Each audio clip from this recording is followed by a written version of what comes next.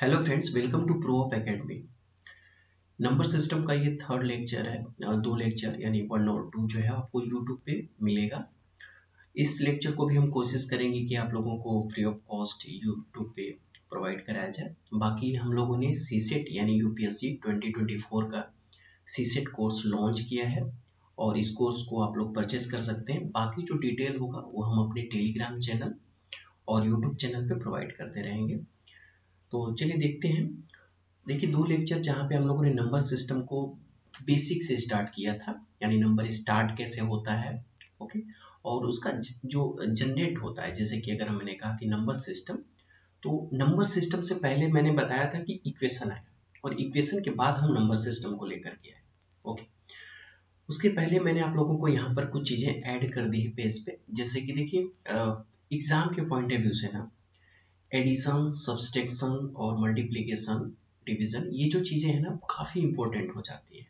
देखिए, इंपॉर्टेंट इसलिए होती हैं क्योंकि अगर आप एग्जामिनेशन हॉल में बैठे हैं, आपके पास अगर मान लीजिए दो क्वेश्चन ऐसे आ गए जिसमें थोड़ा सा मल्टीप्लिकेशन, एडिशन और सब्सट्रैक्शन करना है, होते ही हैं आपके पास जो 30 से 40 क्वेश्चन जो आते हैं यानी यूपीएससी सीसेट में, वहां पर कम से कम 2-3 क्वेश्चन ऐसे होंगे जो काफी मल्टीप्लिकेशन, एडिशन पे बेस्ड होते हैं। अगर आपका एडिशन और सब्सट्रैक्शन, मल्टीप्लिकेशन करने का जो तरीके हैं, ओके, वो थोड़ा सा फास्ट है, तो आप अपना 2-3 मिनट, 5 मिनट जो है वो बचा सकते हैं। यानी अगर आप मान लीजिए कि दो क्वेश्चन करने में अगर आपने 5 मिनट भी यानी 5 मिनट भी अगर आपने बचाया ना, तो ये आपको किसी दूसरे क्वेश्चन को करने में काफी बेनिफिट हो सकता है। अगर मान लीजिए 5 मिनट आप बच जाते हैं, तो आप इंग्लिश के जो कॉम्प्रिहेंशन होते हैं वो भी आप कर सकते हैं आराम से, यानी एक दो क्वेश्चन तो आराम से कर सकते हैं वहां से। इसलिए मैंने यहाँ पे नोट डाउन किया है कि आप लोग एडिशन, सब्सट्रैक्शन और मल्टीप्लिकेशन पे विशेष ध्यान रखिएगा। और इसके रिकॉर्डिंग जो भी आपके क्वेश्चन है, नंबर ऑफ क्वेश्चन होंगे, वो हम अपने जो टेलीग्राम चैनल होगा या फिर जो लोग कोर्स परचेज करेंगे वहां पर हम एक टेस्ट सीरीज के रूप में, यानी कि कम से कम 20-25 क्वेश्चन हम ऐड कर देंगे जिसमें एडिशन, सब्सट्रैक्शन बेस्ड क्वेश्चन करना होगा। ओके, तो ये सारी चीजें हैं जिसको हम बताना चाह रहे थे। यहाँ पे एक चीज और, मल्टीप्लिकेशन जो मैंने यहाँ पे मेंशन कर रखा है, तो ये चीजें आप जरूर करिएगा, प्रैक्टिस एज ए प्रैक्टिस करिए। आप ये मान के मत चलिए कि जब एग्जाम आएगा वहीं पे कर लूंगा क्योंकि मुझे मल्टीप्लिकेशन बहुत आता है। ओके, तो थोड़ा सा ये चीजें करते रहिएगा। बाकी यहाँ पर मैं जो हमने जो नंबर सिस्टम पढ़ा, या जब आपने नंबर सिस्टम पढ़ा तो वहां पे आपने नंबर लाइन पढ़ा होगा। ओके, यानी नंबर सिस्टम में नंबर लाइन की चीजें आप ऑलरेडी मेंशन कर लेते हैं। जैसे अगर मैं कह दूं कि अगर आपके पास नेचुरल नंबर है, तो नेचुरल नंबर को आप एक नंबर सिस्टम यानी नंबर लाइन पे नोटेट करते हैं। यानी ये आपका लाइन हो गया, ठीक है, ये 0 2 plus infinite. Okay, 1, sorry, natural number है तो यहाँ पे 0 नहीं होगा, आपका 1 से स्टार्ट होगा, ये होगा 1 2, ओके, 3 4, कुछ इस तरीके से जो नंबर होते हैं ऑलरेडी ऐड होते रहते हैं। ओके, तो ये अब जब एडिशन की आप बात करते हैं ना, मैं बस नंबर लाइन जो है वो इसलिए बता रहा हूँ कि एडिशन और सब्सट्रैक्शन को भी आपको सोचने और समझने की जरूरत है।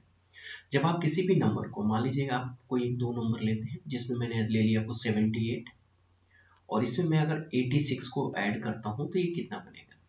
हम एक नंबर लेके चलते हैं कि इस नंबर को अगर हम ऐड करेंगे तो क्या होगा। सिंपल सी चीज है, अगर आप इसे ऐड करते हैं तो ये जो टोटल होगा वो 164 होगा।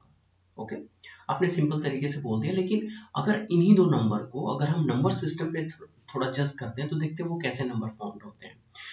यानी अगर आप 78 है फिर 86 है, देखिए 78, ओके, अब इसे नंबर सिस्टम पे समझते हैं। जैसे 78 एक नंबर होगा जो नंबर सिस्टम पे होगा, यानी नेचुरल नंबर हो सकता है, होल नंबर पे भी हो सकता है, और ये पूरा का पूरा जो नेचुरल, होल और इंटीजर होगा ना, वो पूरा हमारा रियल नंबर में होगा। इसीलिए मैंने रियल नंबर को बार बार कहा कि real number is just like है हरि अनंत, हरि कथा अनंता। इट मीन्स द वो एक भगवान की तरह, यानी वो एक गॉड की तरह है। ओके, उसके अंदर सभी लोग समाहित हैं। यानी उसके अंदर आपको क्या मिलेगा, नेचुरल नंबर भी मिलेगा, होल नंबर भी मिलेगा, इंटीजर भी मिलेगा। ओके, ये सारे के सारे, उसमें रेशनल, इरेशनल। ओके, अब जितने भी यानी जो भी नंबर आप अपने दिमाग में काउंट करेंगे वो सारे नंबर आपको रियल नंबर पे मिलेंगे, यानी रियल लाइन पे मिलेंगे। तो जो 78 और 86 है वो कहीं ना कहीं तो होगा पूरी लाइन पे। ओके, अगर हम इसको पूरा एक रियल लाइन, ओके, कंसिडर करते हैं, रियल लाइन अगर कंसिडर करते हैं, तो 78 और 86 तो इसी रियल लाइन पे होगा। देखिए मेरा जो पर्पस है ना, बस आपको बताना है कि एडिशन और सब्सट्रैक्शन का मेन मोटिव क्या है। ओके, आप सभी जानते हैं कि एडिशन और सब्सट्रैक्शन इस तरीके से किया जाता है, लेकिन हम यहाँ पे जब सीसेट पढ़ते हैं ना तो उसकी बेसिक चीजों को टटोलेंगे। ओके, जब आप बेसिक चीजों को टटोलेंगे, बेसिक चीजों को जानेंगे ना, तभी आप बड़े बड़े क्वेश्चन को हिट कर पाएंगे। बाकी मैं आगे बताता हूँ, क्योंकि आपके जब तक सोचने के तरीके चेंज नहीं होंगे ना, तब तक आप रट करके सीसेट पास आउट नहीं कर सकते हैं। अगर आपको विश्वास न हो तो 2-3-4 सालों के पेपर यूपीएससी के उठाइए और उनको सॉल्व करिए। अगर आप सॉल्व कर रहे हैं या फिर आपको लगता है कि सॉल्व नहीं कर पा रहे हैं, तो आप हमारे यूट्यूब चैनल पे जाइए। मैंने वहां पर 2-3 सालों के यानी 2021 तक का क्वेश्चन मैंने, और 23 तक यानी 2-3 सालों के क्वेश्चन मैंने सॉल्व कराए हैं सीसेट के टोटल। आप वहां पर जाकर के देखिए क्या वहां पर कोई फॉर्मूला यूज हो रहा है। कोई भी फॉर्मूला यूज नहीं होता है, केवल आपकी बेसिक कॉन्सेप्ट है। आप जब तक नंबर सिस्टम को, यानी नंबर सिस्टम से 10-12 क्वेश्चन आते हैं, वहां पर आप जब तक उसकी बेसिक चीजों को नहीं समझेंगे ना, तब तक आप चीजों को नहीं कर पाएंगे। और बेसिक समझने के लिए आपको हर एक एंगल से हर एक चीजों को देखना होगा। ओके, उसमें क्या क्या चल रहा है। अगर नंबर सिस्टम है तो आपको पूरी तरीके, यानी देखिए आप एग्जाम के पॉइंट ऑफ व्यू से मत पढ़िए, आप नॉलेज के पॉइंट ऑफ व्यू से पढ़िए, मेरा ये मानना है। ओके, हो सकता है कि थोड़ा सा चीजें, लेक्चर थोड़ा लंबा हो जाए, लेकिन आपको बताने का जो मोटिव है मेरा बस यही है कि आप चीजों को समझिए कि चल क्या रहा है। एडिशन तो आप सभी जानते हैं, सब्सट्रैक्शन तभी जानते हैं। पीछे भी मैंने जो 2-3 वीडियोस बनाए उसमें भी आप लोग सब कुछ जानते थे, लेकिन आप लोगों को बहुत सारी ऐसी सारी चीजें नई नई पता चली होंगी जो आपने पहली बार सुना होगा। ओके, तो हमारा जो मोटिव है ये आपको बेसिक कॉन्सेप्ट देना है, आपको कॉन्सेप्चुअल चीजों को बताना है कि ताकि आपका कॉन्सेप्ट डेवलप हो। जब आपका कॉन्सेप्ट डेवलप होगा, आपके सोचने के तरीके अलग होंगे, तब आप क्वेश्चन को आराम से हिट कर पाओगे। ओके, बस वो रटी रटाई चीजें देखिए यहाँ पे नहीं मिलने वाली है। ओके, अगर आप ये लगता है कि मैं वही चीजें बता दूंगा कि ये रटी रटाई है, ये फॉर्मूले हो गए, है ना, आप इसको याद करके आओ, ये कर लो ये क्वेश्चन, तो ऐसा कुछ होने वाला नहीं है। फॉर्मूले से बेस्ट क्वेश्चन तो आजकल एसएससी में भी नहीं पूछा जाता है। यानी रेलवे का अगर आप जो डी ग्रुप का नौकरी होती है, उसमें भी आजकल ये क्वेश्चन नहीं पूछे जाते हैं। तो यूपीएससी में तो आप एक्सपेक्ट कर ही नहीं सकते हैं कि वो इस तरीके से क्वेश्चन पूछेंगे जो आपके रटे रटाए हो। ओके, तो आपको थोड़ा सा कॉन्सेप्ट पे ध्यान देना होगा, बाकी देखते हैं। ओके, अब देखिए 78 अगर हम कंसिडर करते हैं कि अगर ये 0 है तो 78 पॉजिटिव है, तो यही होगा कहीं ना कहीं। आप सपोज कर लीजिए यहाँ से आप 0 से आप 78 स्टेप चले, तो ये 78 स्टेप पे यानी आपका ये स्टार्टिंग पॉइंट होगा। ये नंबर सिस्टम रियल लाइन पे आप चीजों को कंसीडर कर रहे हैं, 78 ही होगा। ओके, अब 78 से आपको कितना कितना 4, अगर आप 6 स्टेप चलते हैं, यानी आप 2 स्टेप बढ़ाएंगे, आपके पास एक 78 होगा और 86 होगा। इसमें आपको 2 स्टेप ऑलरेडी कंसीडर करने होंगे, जिससे कि आप 164 पे पहुंच पाएंगे, यानी 164 पे पहुंच पाएंगे आप। तो आपका जो पहला स्टेप है ये 78 है। इसके बाद अगर आप यहाँ पर इसमें 6 एडिशन करते हैं आप, यानी आप यहाँ से अगर 6 कदम आप चलते हैं, 6 स्टेप चलते हैं, तो आप कहाँ पे पहुंचेंगे। ओके, यानी 1 2, यानी यहाँ से आप काउंट करेंगे 74 से, तो 1 2 3 4 5 एंड 6। ओके, यानी 78 79 80 81 83 84, ये आ गया 84 पे। ओके, अब 84 हो गया तो ये जो आपका कितना है कि टोटल 6 है। ओके, 6 स्टेप आप ऑलरेडी चले, यानी ये जो पॉइंट बनेगा आपका, ये कौन सा पॉइंट बनेगा, 86 बनेगा।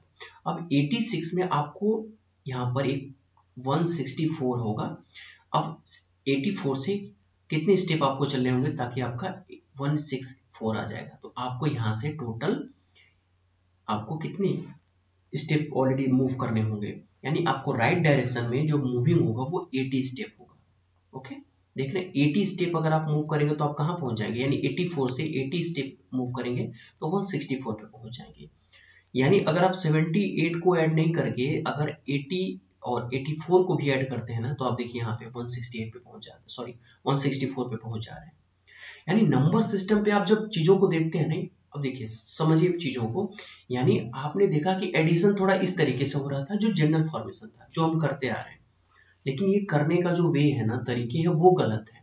अगर ये सारी चीजें हो कहाँ पे रही है, नंबर सिस्टम पे हो रहा है, नंबर लाइन पे हो रहा है। ओके, नंबर सिस्टम के नंबर लाइन पे सारे एडिशन और सब्सट्रैक्शन करते हैं।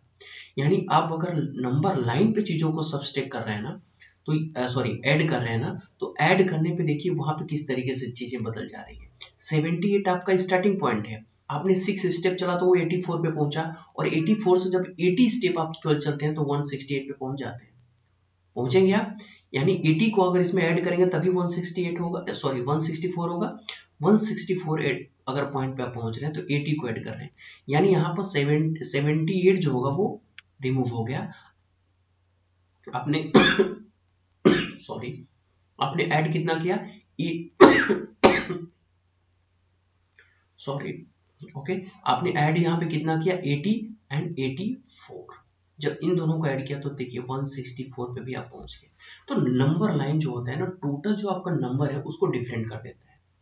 इसी तरीके से आप सब्सट्रैक्शन के लिए भी सोच सकते हैं और मल्टीप्लिकेशन के लिए सोच सकते हैं। मेरा बस काम था आपको सोचना सिखाना, कि आप हर एक पॉइंट जो आप फटाफट एडिशन फटाफट सब्सट्रैक्शन कर देते हैं। अभी डिवीजन भी बताऊंगा कि डिवीजन भी आप जो करते हैं, है ना, जो आपको मेथड शुरू से सिखाया गया वो गलत है, वो भी मैं बताऊंगा कि कैसे गलत है।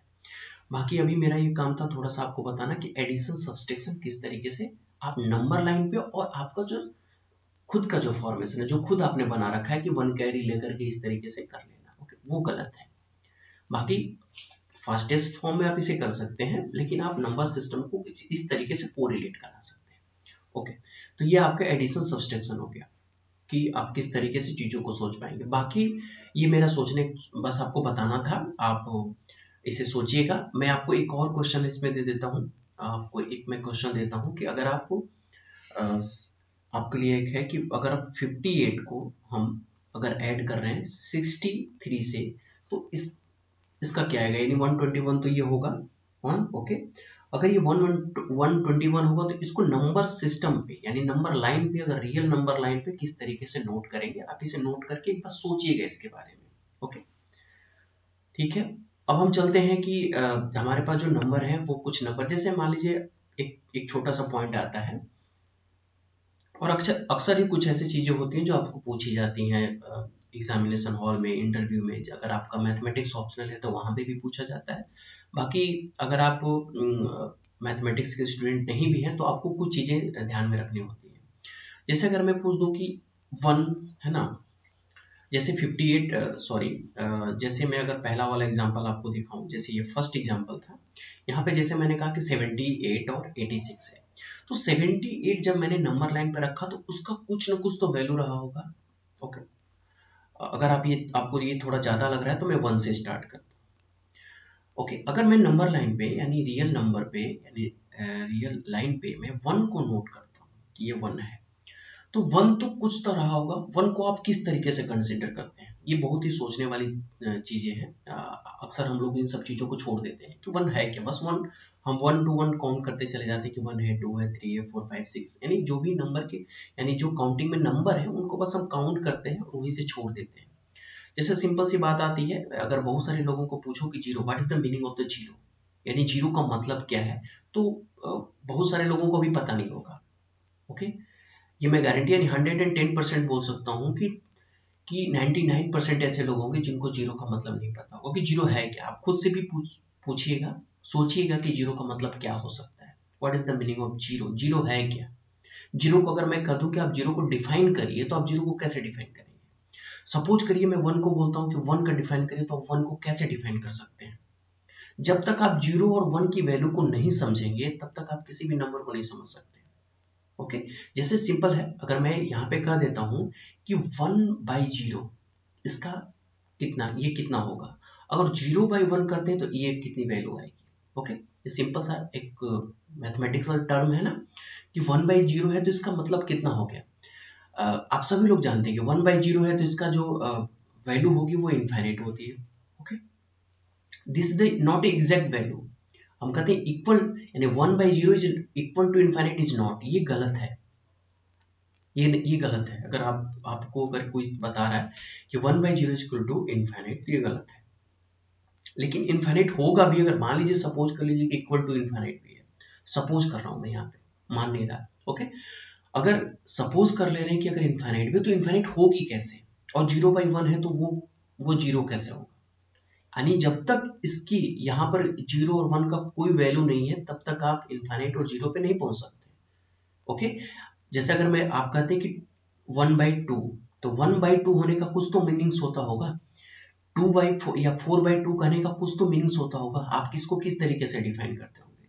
तो आप 0 और 1 पे, यानी छोटी सी क्वांटिटी पे आप सोचिए कि 0 और 1 एक क्वांटिटी है, तो ये क्या हो सकता है, यानी 1 की मीनिंग्स क्या हो सकती है, 0 की मीनिंग क्या हो सकती है। ओके, इसके बारे में आप सोचिएगा, और सोच करके अगर ये वीडियो मैं यूट्यूब पे डालता हूँ तो आप इसके नीचे कमेंट करके बताइएगा कि आपने 0 का मतलब क्या सोचा है। ओके, बाकी देखते हैं। बाकी मैं आपको यहाँ पर 1 और 1/0 इज टेंस टू इनफाइनाइट का मतलब समझा देता हूँ कि 1/0 is a 10 to infinite what. Okay, जैसे मैं यहाँ पर एक ब्लैंक पेज लेते हैं, फिर वहां से समझते हैं।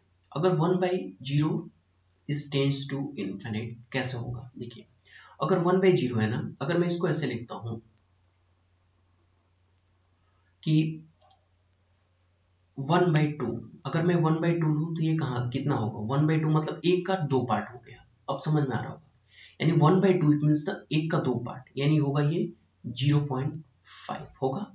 ओके, फिर मैं अगर मैं इसको 1/3 लेता हूँ, ये कितना होगा 0.33। ओके, ये देख रहे हैं नंबर अब धीरे धीरे कम होता चला जा रहा है, और भी कम, यानी ये नीचे की तरफ ड्रॉप होता चला जा रहा है। ओके, यानी अगर 1/0 लेंगे, यानी जैसे 1 का 3 पार्ट हमने किया, 1 का 3 पार्ट किया तो ये आया।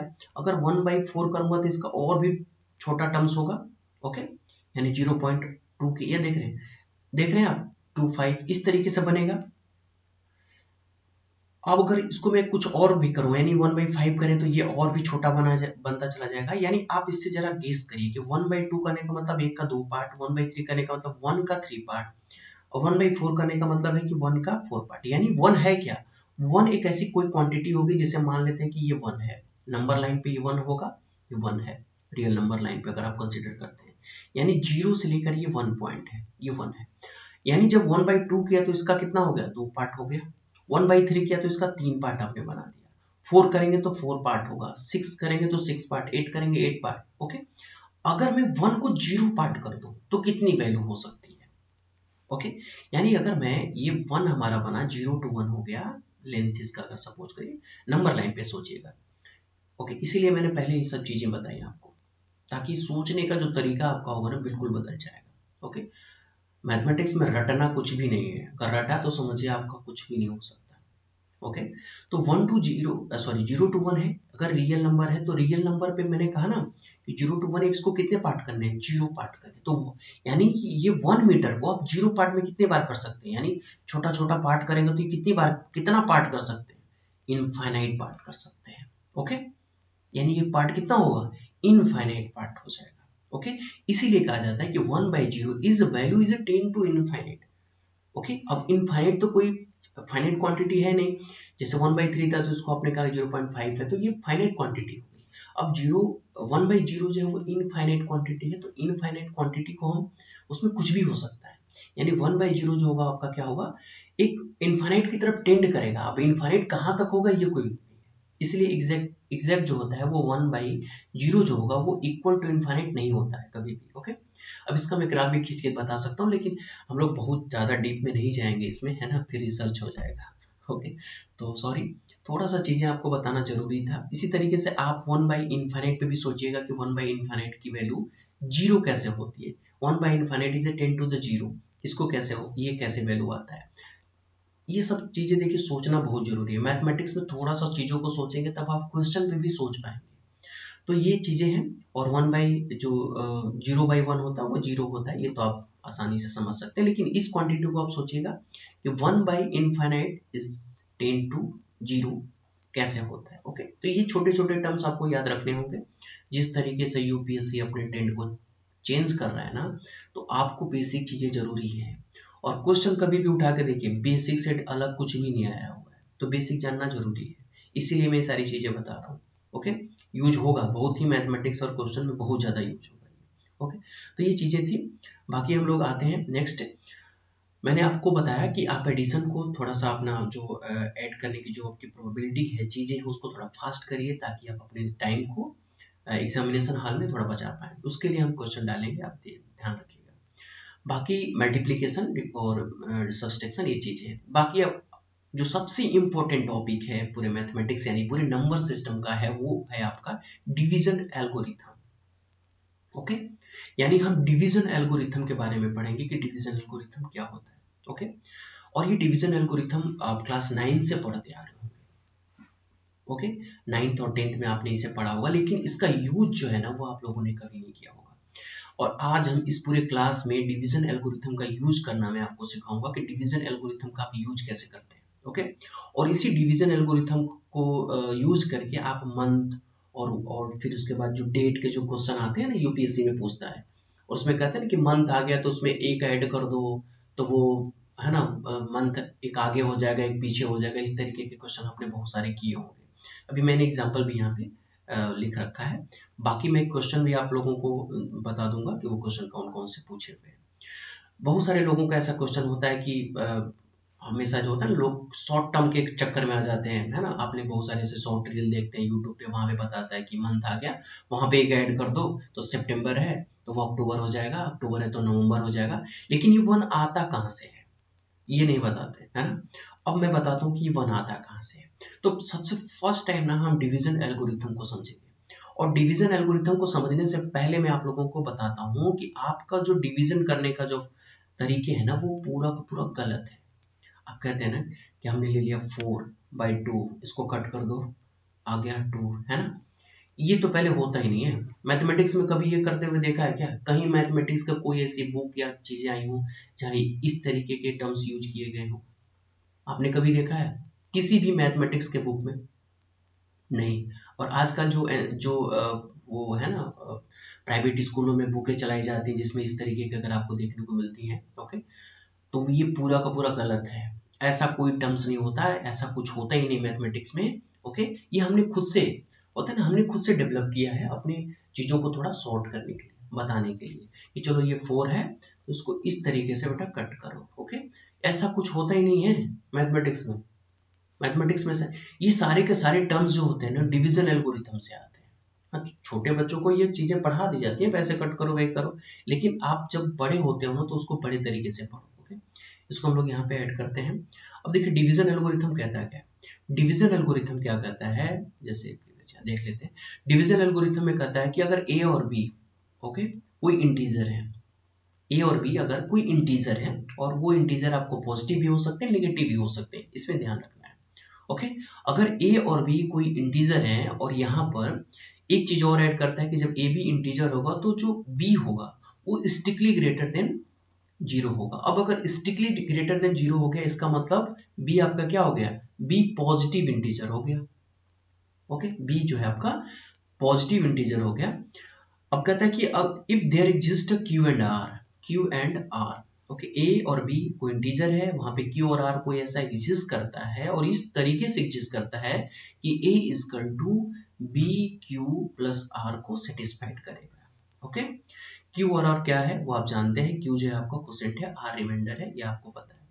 लेकिन एक कंडीशन और डालता है आर के साथ यानी रिमाइंडर के साथ कि रिमाइंडर हमेशा जो होगा वो बी से जो डिवाइजर होगा उससे हमेशा छोटा होगा, हमेशा छोटा होगा, और 0 से बड़ा होगा या तो 0 के इक्वल हो सकता है। तो ये कंडीशन हमें याद रखना है। अब देखिए इसका हम यूज कैसे करते हैं।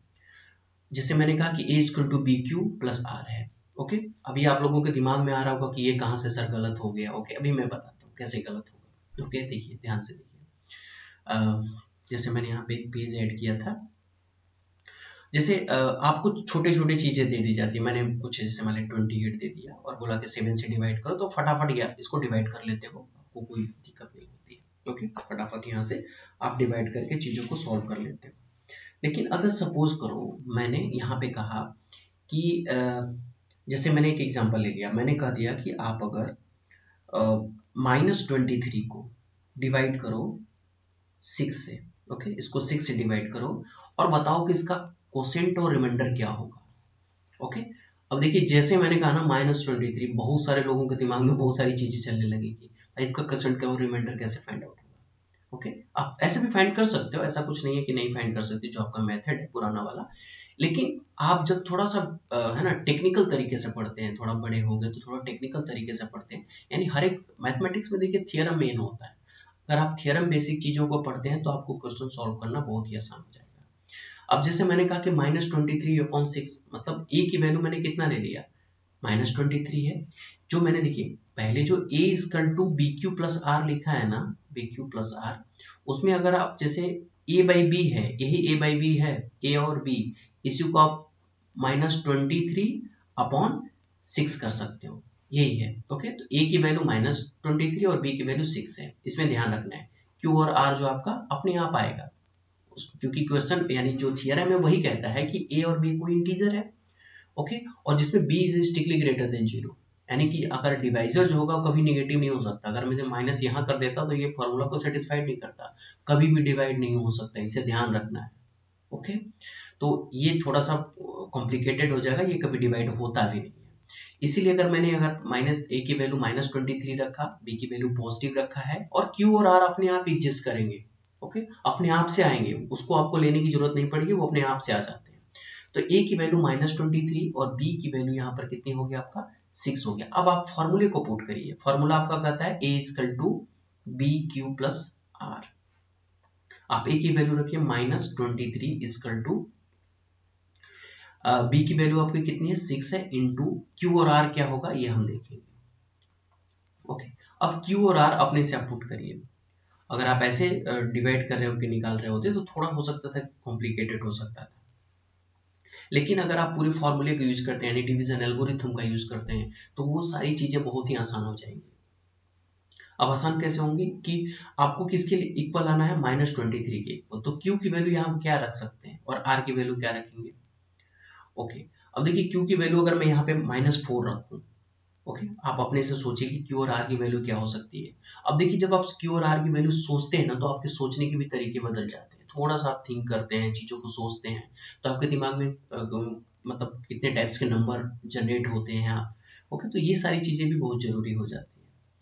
तो q की वैल्यू हमने यहाँ पे कितना रख दिया, -4 रखा। जैसे ही मैं यहाँ पर q की वैल्यू हम यहाँ देख लेते हैं, जैसे मैंने q की वैल्यू कितनी रखी, -4 रखा, तो ये कितना हो जाएगा, -23 इक्वल टू कितना होगा 6 इंटू -4 और प्लस ये कितना हो गया, ये हो जाएगा आपका 6 4 जा 24 और +1, क्योंकि यहाँ तो माइनस हो ही नहीं सकता, r कभी नेगेटिव हो ही नहीं सकता, ये भी हमें पता है।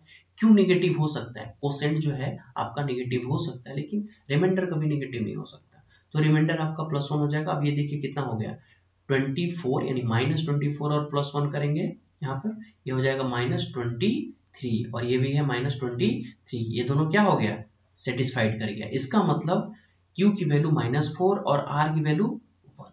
और मैंने ये पूछा था कि अगर a -23 और b 6 हो, यानी -23/6 है, इसको डिवाइड करिए और कोसेंट और r पता करिए, तो कोसेंट आपका -4 आ गया और रिमाइंडर आपका 1 आ गया, और बहुत ही इजी तरीके से आ गया। ये आपका रिमाइंडर थ्योरम होता है। तो आप इस चीजों को याद रखिएगा। अब रिमाइंडर थ्योरम का जो मेन आपका यूजिंग है वो मैं बताता हूँ कि आप रिमाइंडर थ्योरम को और किस तरीके से यूज कर सकते हैं। ओके, यहाँ पर देखिए मैंने एक क्वेश्चन लिया है, जैसे कि मैंने बताया था कि डेट और टाइमिंग से कैलेंडर से क्वेश्चन आते हैं, जैसे यूपीएससी में पूछा जाता है। कैलेंडर से 1 से 2 क्वेश्चन हमेशा होते हैं, जिसमें आपको टाइमिंग से भी रिलेटेड हो जाते हैं, वीकली क्वेश्चन पूछता है ना, कि आज अगर वेडनेसडे है तो 2 महीने बाद, 2 साल बाद कौन सा दिन पड़ेगा फला डेट को, तो वो सारी चीजें जो आती है ना, वो रिमाइंडर थ्योरम से ही आता है, सॉरी डिवीजन एल्गोरिथम से। और डिवीजन एल्गोरिथम को रिमाइंडर थ्योरम भी बोलते हैं, अब उसमें कंफ्यूज मत होइएगा। ओके, और रिमाइंडर थ्योरम कैसे बोलते हैं वो मैं अभी आपको आगे बताऊंगा। फिलहाल अभी इसको हम देखते हैं कि डिवीजन एल्गोरिथम से आप डेट और टाइम को कैसे फाइंड आउट करेंगे। ओके, चलिए देखते हैं। इसमें मैंने फर्स्ट क्वेश्चन लिया। फर्स्ट क्वेश्चन कहता है कि for example if it is now January, जनवरी चल भी रहा है अभी, अगर जनवरी चल रहा है तो what month will it be 25th month from now. Okay, तो ऑफ कोर्स ऐसे आप तो गिन करके कह सकते हैं कि ठीक है, अगर भाई अभी फिलहाल अगर जनवरी चल रहा है तो 25th मंथ बाद क्या आएगा, तो फरवरी आएगा। ये तो सिंपल सी बात हो गई। लेकिन अगर इसे थोड़ा और ब्रीफ कर देगा ना, इसमें जैसे ऐड कर दिया कि अभी 1992 में ये डेट चल रहा है, तो 2030 में या 2050 में क्या डेट होगा, ऐसे कर देगा, फिर आप ओके कंफ्यूज हो जाएंगे और सारी चीजें खत्म। तो इन सारे क्वेश्चन को आपको कैसे फाइंड आउट करना है, डिवीजन एल्गोरिथम से फाइंड आउट करना है। अब डिवीजन एल्गोरिथम में दो चीजें पकड़नी है आपको। जैसे मैंने कहा, इसने कहा कि 25th मंथ बाद क्या होगा। अब देखिए 25th की जैसे बात किया ना, यानी जो पूछेगा कि कितना होगा, वो जो होगा पूछेगा, वो उसे आपको लेट कर लेना है कि ए है, तो ए इक्वल टू कितना है आपका 25th।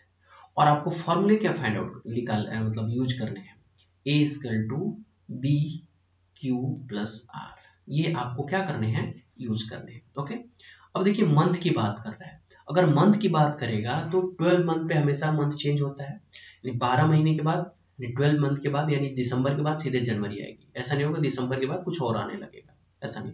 यानी 12 मंथ होंगे, 12 मंथ के बाद वो नंबर फिर रिपीट करने लगेगा, रिपीट करेगा। तो रिपीटेशन कितने नंबर के बाद स्टार्ट हो रहा है, 12 मंथ पे। ओके, तो 12 मंथ पे अगर रिपीटेशन स्टार्ट हो रहा है तो बी की वैल्यू कितनी हो जाएगी, 12 होगा। ओके, ये चीजें ध्यान रखना है। अगर मैं यहाँ पर वीक की बात कर देता, वीक यानी जैसे कि बोलता है कि आज संडे है या मंडे है।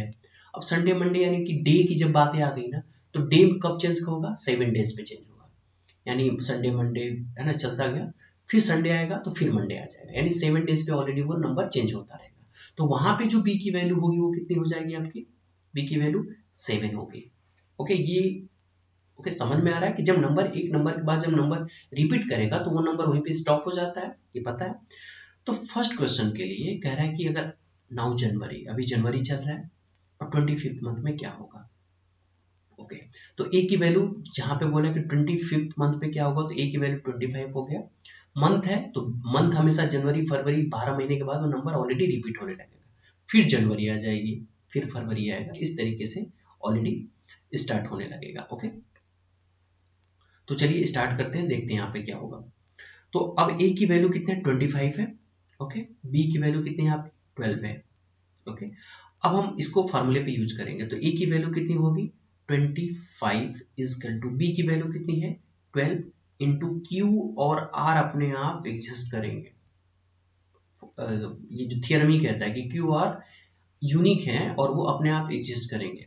ओके, अब आप Q की और R की वैल्यू क्या रखेंगे, जो 25 को सेटिस्फाइड करेगा, जस्टिफाई करेगा। तो सेटिस्फाइड करने के लिए आप Q की वैल्यू आप यहाँ पे रखिए 2। ओके, जैसे 2 क्योंकि 3 रखेंगे तो ज्यादा हो जाएगा, तो Q की वैल्यू 2 रखते हैं, तो होगा आपका 12 इंटू 2 इन और प्लस कितना, तो 12 और 2 हो जाएगा 24, और यहाँ पे R की वैल्यू 1 रखनी पड़ेगी। जैसे 1 रखेंगे कितना हो जाएगा आपका 25। देखिए 25 के इक्वल हो गया। ओके, 25 के क्या हो गया, इक्वल हो गया। यानी जो रिमाइंडर आपका बचा है, रिमाइंडर में आपने कितना ऐड किया 1 ऐड किया, तो रिमाइंडर में आप जितना ऐड करेंगे, तो अभी जो प्रेजेंट में क्या चल रहा था जनवरी, तो जनवरी में आपको क्या कर देना पड़ेगा, यानी अभी प्रेजेंट में क्या चल रहा था, जनवरी चल रहा था। ओके, यानी JANUARY चल रहा था, ठीक है। तो उसमें आपको क्या करना पड़ेगा 1 ऐड करना पड़ेगा। तो 1 है क्या, ये 1 मंथ है, नॉट ए डे। डे की बात नहीं कर रहा, मंथ की बात कर रहा है। तो जनवरी में 1 मंथ ऑलरेडी क्या ऐड कर देना पड़ेगा। ओके, यानी यही 1, ये रिमाइंडर जहां जो जितना भी आएगा वही ऐड करना पड़ेगा। अब सपोज कर लो यहाँ पे 26 बोल देता, 26 बोलता तो ये तो 2 ही आप करते 24 हो जाता, और यहाँ पर इसकी वैल्यू कितनी रखनी पड़ती है आपको 2 रखनी पड़ती। तो अब जनवरी में आप कितना ऐड करते 2। समझ में आ रहा है। ओके, तो बार बार जो बहुत सारे लोग जो वो शॉर्ट में ना रील बना करके 1 ऐड कर दो 1 ऐड कर दो बोलते रहते हैं ना, तो उन्हें खुद ही पता नहीं होता कि 1 आता कहाँ से है। तो अभी आई होप कि आप सभी लोग समझ पा रहे होंगे कि ये 1 आता कहाँ से, तो 1 यहाँ से आता है। ओके, समझ में आ रहा है। यानी 25 था तो आप 25 पे सोचिएगा, तो यहाँ पर आपने 1 ऐड किया, तो यहाँ जैसे आप 1 ऐड करेंगे तो जनवरी के बाद आपका क्या आ जाएगा, जनवरी के बाद 1 ऐड करेंगे तो फरवरी आ जाएगा। अगर यहाँ 26 की बात कर रहा होता तो आप इसको 2 ही रखने देंगे, क्योंकि 12 होगा, 2 यहाँ पे ऐड करते हैं आप, 2 ऐड करेंगे तो यहाँ 2 ऐड होगा। अब 2 ऐड होगा तो जनवरी के बाद 2 आपको देते फरवरी मार्च, तब आपका कौन सा मंथ आता, मार्च आ जाता। ओके, आई होप कि आप इस चीजों को समझ पा रहे होंगे। तो इस टाइप से जो भी क्वेश्चन होंगे आप आराम से कर सकते हैं। ओके, अब ढेर सारे क्वेश्चन अब इस पे करिए बैठ करके, बाकी हम आपको देंगे क्वेश्चन। एक वीक के जो लास्ट होगा आपका संडे होगा, वो वीकली टेस्ट करेंगे, वहां पे हम आपको इस टाइप से बहुत सारे क्वेश्चन देंगे, आप बैठ के आराम से करिएगा। ओके, तो ये क्वेश्चन आपका फर्स्ट हो गया जो मंथ से रिलेटेड हो गया। अब दूसरा क्वेश्चन भी देखते हैं। आई होप कि आपको ये समझ में आ रहा होगा, नहीं है तो आप इसमें है ना कमेंट भी कर सकते हैं। बाकी अगर आपका कोर्स है तो हम उस पर एक लाइव सेशन भी आपका करेंगे, वहां पे भी आप हमसे पूछ सकते हैं। ओके, नेक्स्ट क्वेश्चन करते हैं, क्वेश्चन नंबर 2। क्वेश्चन नंबर 2 में देखिए क्या करा है, if it is now Wednesday, Wednesday है, अब करेंगे 23rd डेज बाद क्या होना चाहिए, तो ऑफकोर्स वो फ्राइडे होगा, लेकिन फ्राइडे कैसे होगा ये हमें पता करना है। अब जैसा कि मैंने कहा कि जो पूछेगा वो आपका ए की वैल्यू होगी, तो ए इक्वल टू कितना हो गया यहाँ पर 23 हो गया, ए की वैल्यू कितनी होगी 23 हो गई। अब ए की वैल्यू जैसे ही 23 हुआ तो 23 और तो बी की वैल्यू कितनी होगी, क्योंकि डे की बात कर रहे हैं, डे की बात कर रहे हैं मतलब वीक की बात करेगा, तो डे जो होगा वो 7 डेज के बाद चेंज हो जाएगा। ओके, सॉरी चेंज मतलब रिपीट करने लगेगा, यानी संडे मंडे है ना, ट्यूसडे वेडनेसडे फ्राइडे सैटरडे इस तरह आता है, तो फिर संडे फिर मंडे होगा, यानी जब यानी कितने डेज के बाद वो रिपीट कर रहा है 7 डेज के बाद, तो बी की बात बी की वैल्यू 7 आ गई। जैसे मंथ वाले में बोला कि 12 के बाद रिपीट कर रहा है तो आपका कितना 12 हो जाएगा। यहाँ पर आपको बस यानी दो ही अक्सर पूछे जाते हैं, और आवर्स में भी पूछेगा अगर क्वेश्चन तो वहां पे भी 12 घंटे के होते हैं टोटल, आपको पता है। आवर्स में अगर पूछ दिया कि अभी इतने घंटे हैं तो 10 घंटे बाद कितने होंगे, या फिर 1000 घंटे बाद कितने होंगे, ओके, तो वहां पे आपको जो आवर्स में लेके चलने होंगे वो आपको कितने 12 के बाद आपको अपनी सर्किल को बदलना होगा। ओके, 12 घंटे का एक सर्किल होगा। तो यहाँ पर भी आपके जो डेज की बात करें तो डे में बी की वैल्यू आपकी 7 होगी, 7 पे चेंज होता है। तो ए इक्वल टू आप फार्मूला अप्लाई कर लीजिए, B Q plus R. Okay, A की वैल्यू कितनी है 23 है, बी की वैल्यू सॉरी इक्वल बी की वैल्यू यहाँ पे कितनी होगी 7, तो बी की value of 7 equal to B equal to 7 into Q और प्लस आर। ओके, अब 7 है तो क्यू की वैल्यू आप अपने आप से कंसिडर करिए कि 7 है, कि क्यू की वैल्यू आप क्या रख सकते हैं यहाँ पे। ओके, तो आप यहाँ पे क्यू की वैल्यू पुट आउट करिए, और तो आपके लिए कितना हो जाएगा, ये आप 3 होगा। ओके, 3 होगा, और यहाँ पे हो जाएगा आपका प्लस कितना बच गया 2। ओके, 21 और 2 ऐड कर देंगे तो कितना हो जाएगा, ये हो जाएगा आपका 23। ओके, 23 के इक्वल हो गया। तो क्यू की वैल्यू आप 1 2 ऐसे रख करके चेक कर सकते हैं, 1 रखेंगे तो नहीं आएगा, 2 रखेंगे तो है ना काफी छोटा हो जाएगा, आर की वैल्यू बी से ग्रेटर होने लगेगी। तो आर की वैल्यू बी से नीचे भी रखनी है तो आप इस तरीके से ये पूरे इक्वेशन को बैलेंस कर सकते हैं। यहाँ पर क्यू की वैल्यू मैंने 3 रखा, 3 रखते हैं कितना होगा 7 3 के 21 हो गया, और 2 ऐड करेंगे तो 23 की इक्वल हो गया। अब आर की वैल्यू आपने इसमें कितना ऐड की 2, यानी आर की वैल्यू आपने 2 ऐड किया, तो इस 2 को आप कहाँ अब ले जाएंगे आप वेडनेसडे पे, क्योंकि आज तो वेडनेसडे है ना, अगर आज वेडनेसडे है तो वेडनेसडे में आप 2 ऐड कर दीजिए, अब 2 डेज होगा तो 2 दिन बाद क्या हो जाएगा, तो वेडनेसडे के बाद थर्सडे फ्राइडे, तो नेक्स्ट जो आपका कितना हो जाएगा फ्राइडे हो जाएगा। ओके, इसी तरीके से आप 23 है तो 24 रख करके देख लीजिए, 24 होगा तो आर की वैल्यू यहाँ 3 रख हो जाएगी, तो 3 होगी तो यहाँ 3 होगा, तो 3 दिन बाद आप देख लीजिए तो ये सैटरडे हो जाएगा। तो ये सारी चीजें हैं जो इस तरीके से चेंज होती रहती है। अब आपको पता चला होगा कि डिवीजन एल्गोरिथम कितना पावरफुल वेपन है, कितना पावरफुल वेपन है जो बहुत सारी चीजों को चेंज करके रख देता है। और इसकी सबसे जो बेहतरीन बात है, आपको एक और चीजें मैं बता देता हूँ, है ना, लगे हाथ ठीक है। देखिए डिवीजन एल्गोरिथम का यूज जो होता है ना, आप कोडिंग और डिकोडिंग में भी किया जाता है। आपको कोडिंग और डिकोडिंग का एक टर्म्स है जो मैथमेटिक्स में पढ़े जाते हैं। जब आप a equal to B Q plus R लेते हैं, तो यहाँ a और b की वैल्यू अगर आप फिक्स करते हैं तो q और r अपने आप चेंज होता रहता है, होगा ना। a की वैल्यू कुछ भी चेंज कर दिए आप रखते, मतलब चेंज कर दिए, चेंज इट मींस a की और b की वैल्यू आपने फिक्स कर दिया तो q और अपने आप चेंज होता रहता है, वो बदलता रहेगा। ओके, इसके टर्म्स ऑलरेडी एनी टर्म्स और टर्म कंडीशन हमेशा चेंज होते रहते हैं।